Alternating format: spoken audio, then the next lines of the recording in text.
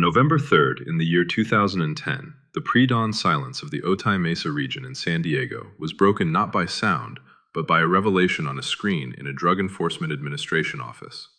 At exactly 4:47 in the morning, Agent Marcus Holloway sat staring at a series of infrared satellite images that revealed an anomaly hidden beneath the industrial landscape of the border. In grid section D7, directly beneath a nondescript warehouse, the sensors picked up a concentrated heat signature that simply should not have been there. The thermal imaging showed a massive generation of heat originating 40 feet underground, consistent with heavy industrial ventilation systems, extensive lighting arrays, and power generators running at capacity. Holloway had spent 3 years tracking the elusive and violent Arellano Felix cartel, and he recognized their signature in the glowing pixels before him, realizing immediately that this was a discovery of significant magnitude. When he asked the technical officer how long the site had been active, the answer was chilling, as energy consumption analysis suggested the underground anomaly had been operating for at least 6 months. This meant that a fully operational smuggling tunnel had been functioning right under the noses of border security for half a year, moving untold amounts of contraband and currency back and forth between Mexico and the United States. Realizing the urgency of the situation, Holloway picked up the phone to wake up the task force, ordering a full-scale raid to be executed the following night. However, what Agent Holloway did not know was that his discovery had inadvertently started a countdown clock that was ticking on both sides of the border. On the other end of that subterranean passage, someone was listening, and the element of surprise that the DEA counted on was already compromised. To understand the scale of what was about to happen, one must appreciate the engineering marvel that lay buried beneath the earth. This was not a crude hole dug by desperate men with shovels, but a sophisticated logistical artery that cost the Arellano Felix cartel approximately $2 million to construct over a period of 8 months. The tunnel stretched for 2,100 feet, or over 600 meters, connecting a warehouse in Tijuana to the warehouse in Otay Mesa, a distance equivalent to 7 football fields running 40 feet underground. The infrastructure included steel-reinforced walls and concrete flooring designed to withstand the pressure of the earth above, along with a rail track system built to expedite the movement of product. Ventilation shafts were bored every 100 meters to ensure air quality. LED lighting illuminated the path, and hydraulic lifts at both ends managed the heavy lifting of cargo. The cartel had even installed a drainage system to prevent flooding during the rainy season, proving that this was a long-term investment built by professionals. The men responsible for this construction were not typical cartel foot soldiers, but specialists, including former mining engineers, construction workers, and electricians who knew how to work deep underground without leaving surface traces. These 3 primary engineers, whom we shall refer to as Diego, Hector, and Luis, were paid well for their silence and expertise, earning $50,000 each. To the cartel, this sum was enough to change a man's life and ensure his loyalty, but there is an inherent risk in paying intelligent men large sums of money to guard something much more valuable. Sitting inside that tunnel, protected by the reinforced walls and illuminated by the LED lights they had installed, was a stockpile of cash worth far more than their combined salaries.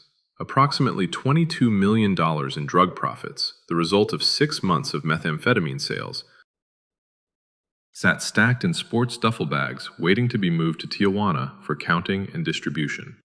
The cartel operated on a bi-weekly schedule to clean and move cash, a system that had worked perfectly until the morning of November 3rd.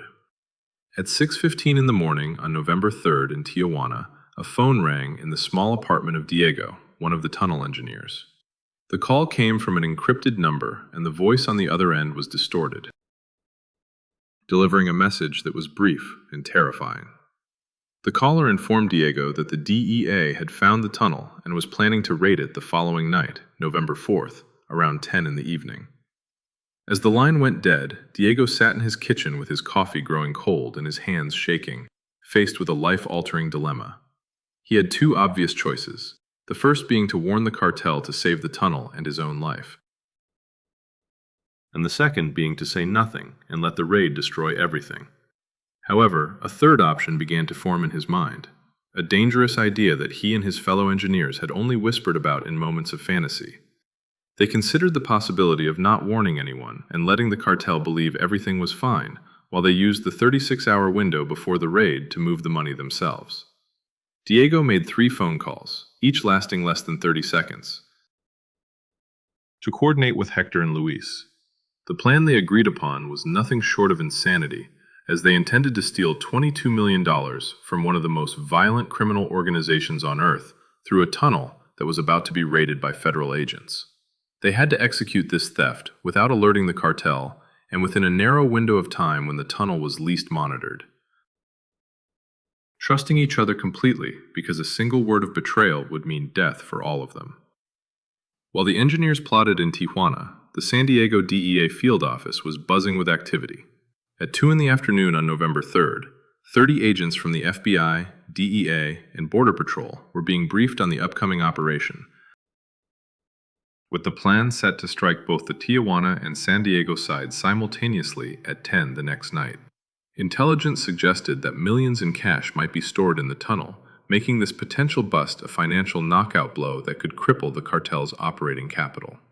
Agent Holloway emphasized the need for absolute secrecy, fearing that any leak would cause the cartel to empty the tunnel and vanish, unaware that the leak had already occurred and the theft was already in motion. On the morning of November 4th, Diego met with Hector and Luis in a parking lot in Tijuana to finalize the details of their heist. Having worked together for 8 months, they shared a bond of trust forged in criminality, which was now their only lifeline. They calculated that since the raid was scheduled for 10 at night, they had a window of opportunity between 8 in the evening and roughly 9:30 to move the cash. This timing relied on the cartel's pattern of conducting surface checks earlier in the evening and assuming the tunnel remained quiet until midnight. They had approximately 90 minutes to move $22 million, which weighed about 480 pounds, split across 12 duffel bags. The logistics required them to make 6 trips, moving 2 bags at a time. A feasible task if they kept a tight schedule and made no mistakes. Despite Luis's nervousness about the cartel finding out, they all understood that discovery was a death sentence, regardless of their actions. The plan required precision and coordination. At 8 in the evening, Diego would enter the tunnel from the Tijuana side, under the guise of checking the ventilation systems, while Hector would enter from the San Diego side 15 minutes later, ostensibly to maintain the rail system. They would meet in the middle, load the bags onto the rail carts, and push them to the San Diego exit, where Luis would be waiting with a truck to transport the loot to a storage unit rented under false names. If they succeeded, the tunnel would be empty and the money gone by 9:45, just minutes before the DEA arrived.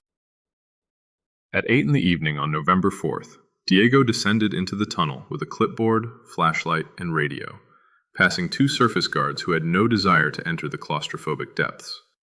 Upon reaching the bottom, 40 feet underground, he walked 300 meters along the rail tracks until he found the 12 heavy duffel bags stacked against the wall.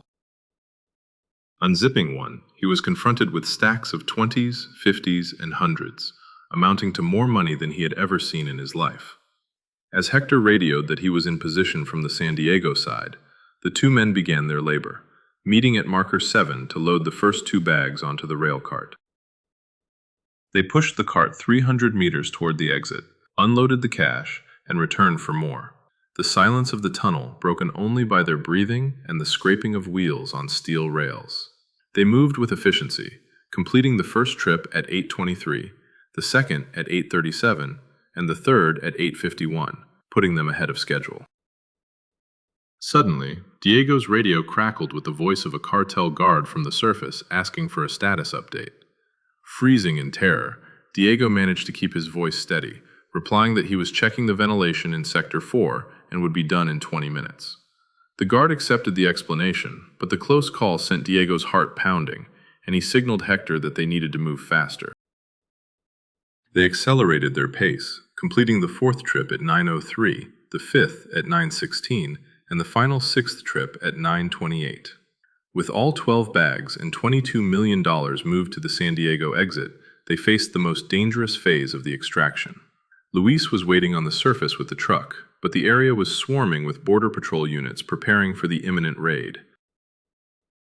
Diego and Hector loaded the bags onto the hydraulic lift, sent them up, and climbed out into the San Diego warehouse, where Luis had the engine running. In a frantic 90 seconds, they threw the bags into the truck, and Luis drove away at exactly 9:31, just 29 minutes before the federal agents were scheduled to breach the doors. Before fleeing, Diego and Hector locked the tunnel entrance and wiped down surfaces to remove prints, then separated to vanish into the night, with Diego crossing back into Tijuana and Hector disappearing into San Diego. At 10 o'clock, Agent Holloway's tactical team executed the raid, breaching the Otay Mesa warehouse with flashbangs and battering rams. 30 agents poured into the building and descended into the tunnel with weapons drawn, expecting armed resistance. But they found only silence. The tunnel was completely empty, void of drugs, people, and money. Holloway walked the length of the 2,100-foot passage, marveling at the perfect engineering of the lighting and rail systems, yet unable to find a single piece of contraband. For 3 hours, the team searched every inch of the subterranean structure, finding fresh tire tracks from the rail carts and dust patterns indicating heavy items had been recently moved, but absolutely no evidence remained. Mexican authorities on the Tijuana side reported the same finding of an operational but empty tunnel. Standing in the tunnel at 1 in the morning, Holloway was baffled, wondering why, if the cartel knew they were coming, they hadn't collapsed the tunnel to hide the evidence. The official report would state that the tunnel was discovered and secured with no contraband found, suspecting an intelligence leak, but it would fail to mention the theft of $22 million because the authorities never knew the money was there. The following morning, November 5th, the Arellano Felix cartel discovered the raid and the catastrophic loss of their funds.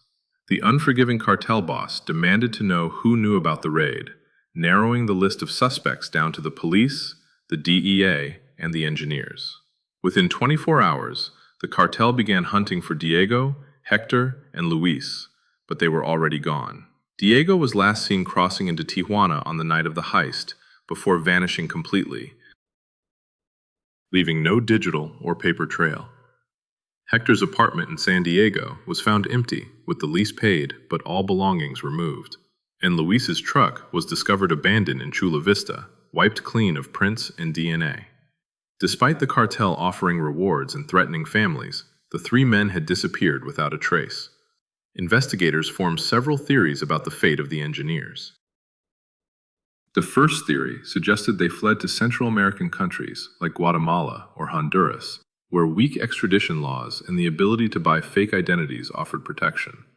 The second, darker theory posited that the cartel found and killed them, burying their bodies in the desert and recovering the money without ever admitting it. The third and most romantic theory was that they were living quiet lives under new names, having split the $22 million 3 ways to give each man roughly $7.3 million.